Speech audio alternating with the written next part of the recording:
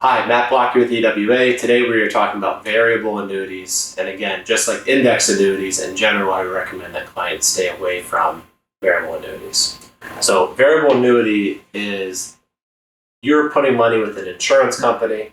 An insurance company has some contractual commitments to you, such as there could be a guaranteed level of income they provide, regardless of what the market does. There could be a guaranteed minimum death benefit that's available. In general, when you put money into an annuity, you are in exchange paying a higher cost than a normal investment, but the company backing that up is paying you a paycheck for as long as you live, or for as long as a joint annuitant lives as well. Typically, the fees and expenses of a variable annuity outweigh this cost. And if you just look at the complexity and what the actual fees are that are often not disclosed by an insurance agent, but obviously have to legally be disclosed in the prospectus. The first fee is what's called a mortality and expense fee. And just in general, we've analyzed a lot of these in the industry. This is generally around 1%.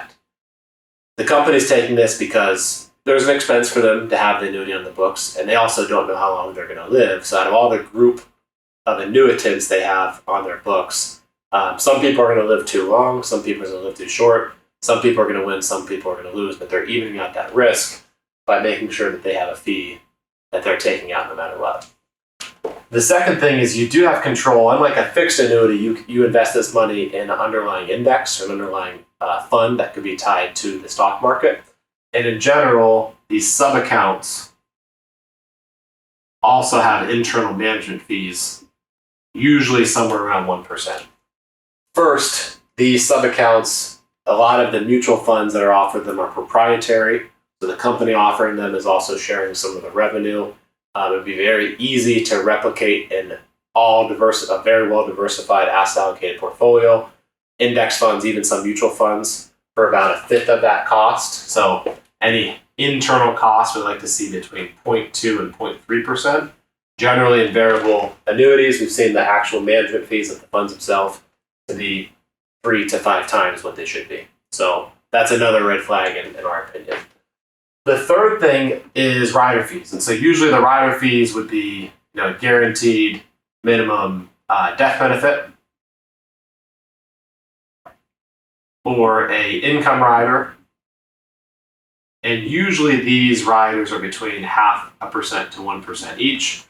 Out of all the annuities that we've analyzed, which have been hundreds over the last 12 years of being in the financial services world, most variable annuities we found have been between 3 to 4% when you add up all of the fees associated with them. Now, this is often justified with, there's guaranteed income, or there's these riders that are really important. In the reality, this is an extremely expensive way to invest, and you're simply shifting your hard-earned money into the pocket of the insurance agent and also ultimately the pocket of the insurance company, which is charging you these fees not one time, but every year for the rest of your life. Very complex products, but it's very important to know in most of these products that there are two values that are completely different. There is a actual market value or surrender value. That's if you just walk away from the thing. At any point, that's actually what you get. And then there's an annuity value. An annuity value is oftentimes what death benefit or a income stream would be based upon. But I just want to make it very clear that these fees are coming out of that market value, and that market value is what gets passed on to beneficiaries. So whether that's a kid, whether that's a spouse,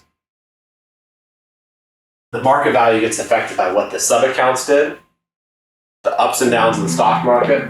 The market value gets affected by the stock market, by fees, and also by withdrawals. So those three things, with the fees being so high, if you live to life expectancy, most of these contracts will be a very low balance by the time you pass. So could be a okay tool as an income stream, but definitely is one of the worst tools we've seen to preserve and pass wealth on to the next generation.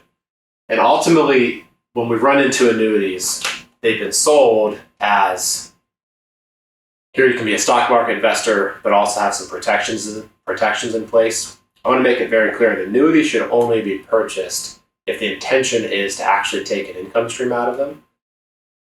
Because at that point, you can avoid some risks, such as sequence of returns. But most of the time that we run into them, it's more of a peace of mind factor that's been sold, and it's not actually being used as an annuity is intended to be used, which is an income stream. I just want to be very wary and very careful of that when analyzing. So the second thing is the annuity value, and that's what the income is based upon. Sometimes companies will offer a bonus value that comes in, but ultimately what's going to get passed on is not an annuity value, it's the actual market or surrender value of the contract itself, which, as we see, gets eaten up very quickly with fees as well. These are also usually very high commission products if sold from a broker. There are fee-only variable annuities, still pretty expensive. But if sold by a broker, it's going to be very costly to unwind. Usually there's a 5 to 10 year surrender period that may just sample could be 8%, 7%, 6%. That's the fee if you surrender within the first, second, third year, then eventually that goes away. The reason for that is there's usually a big commission that's paid out from these type of products. So the company is protecting themselves. They had to pay that commission to the insurance agent that sold the product. So if you walk away too quickly, they want to protect their pockets as well. And are all variable annuities bad? No. In general, the landscape, we think they're oversold. And most people, given their financial plans, if set up the right way, if set up with fail-safes, if set up in a very fee-sensitive, low-cost structure, diversified manner, that you'd be better off without a variable annuity. We welcome questions and concerns and look forward to speaking with you.